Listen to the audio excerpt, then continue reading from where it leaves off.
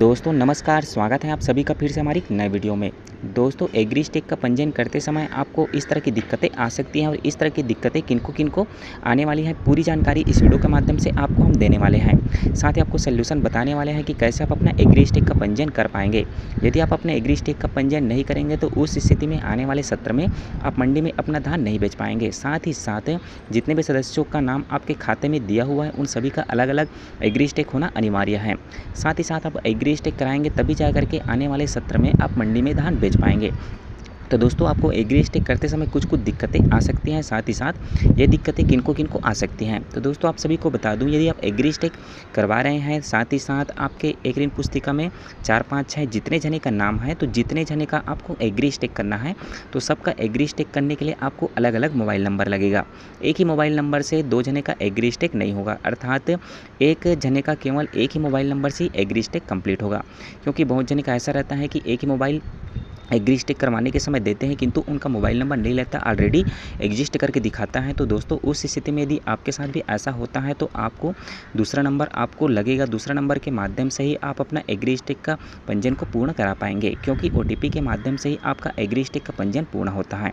उसके साथ ही साथ अंत में जब एग्री स्टेक का पंजीयन आप करते समय पूरा फॉर्म आपका फिल हो जाता है तो लास्ट में आपका एक आधार OTP जाता है। तो आधार नंबर डालने के बाद आधार OTP जिस आधार में आपका मोबाइल नंबर लिंक रहता है उस नंबर में आपका एक OTP जनरेट होता है।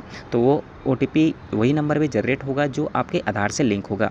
अर्थात आप जिन किसी का यदि आप एग्री स्टिक करवाने के साथ आप अपना नंबर देंगे तो उस नंबर में तो OTP जाएगी, किंतु आपका आधार से लिंक जिस नंबर पे आपका आधार से लिंक होगा, चाहे वही नंबर रहे या कोई अदर नंबर है, तो उस नंबर पे आपकी एक OTP जनरेट होगी। उस OTP को आपको डालना है, डालने के बाद ही आपका एग्री स्टेक का पंजीयन पूर्ण होगा। यदि आप आधार OTP नहीं डालेंगे, आधार OTP आप नहीं बताएंगे तो उस स्थिति में आपका एग्री स्टेक का पंजीयन पूर्ण नहीं होगा। तो इस बात का आप जरूर से ध्यान रखेंगे। यदि आप एग्री स्टेक पंजीयन कर रहे हैं, यदि 4 से 5 लोगों का आप एग्री स्टेक अलग अलग पंजीयन आप कर रहे हैं, सबका अलग अलग एग्री स्टेक पंजीयन आपको करना है, तो सबके लिए अलग अलग पंजीयन करने के लिए मोबाइल नंबर लगेगा। उसके साथ ही साथ अंत में कंप्लीट करने के लिए, सुरक्षित करने के लिए आपके पास एक आधार से लिंक मोबाइल नंबर पे एक OTP जनरेट होगी। OTP डालने के बाद ही आपका एग्री स्टेक का पंजीयन सक्सेसफुल होगा। तो इस तरह से आप एग्री स्टेक का पंजीयन को आप पूर्ण कर सकते हैं। साथ ही साथ प्रत्येक सदस्यों का एग्री स्टेक का पंजीयन पूर्ण होना अनिवार्य है, तभी जा करके आप आने वाले सत्र में मंडी में अपना धान आप बेच सकेंगे बिना कोई दिक्कत के, बिना कोई परेशानी के।